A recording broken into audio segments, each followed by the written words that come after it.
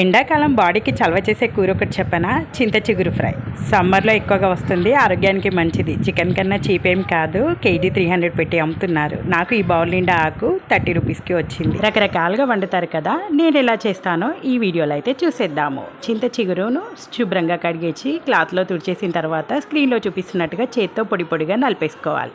Stove on చేసి కడాయి పెట్టి కొంచెం ఆయిల్ వేసి ఆవాలు, జీలకర్ర, ఎండుమిర్చి, కరివేపాకు, దంచిన వెల్లుల్లి రెబ్బలు వేసేసి ఫ్రై అయ్యాక పసుపు, సన్నగా తరిగిన ఉల్లిపాయ ముక్కలు కూడా వేసేసి 2 నిమిషాలు కలిపేసి మూత పెట్టి 90% ఉల్లిపాయలు కుక్ అయ్యాక ముందుగా నలిపేసుకున్న చింత చిగురును కూడా వేసేసి ఉప్పు, కారం, గరం మసాలా కూడా వేసేసి మరొక 2 నిమిషాలు ఫ్రై అయ్యాక కొత్తిమీరతో కలిపేస్తే చింత చిగురు ఫ్రై రెడీ అయిపోతుంది. వేడి వేడి అన్నంలో ఊదుకుంటూ తింటే ఉంటుంది, సూపర్గా ఉంటుంది.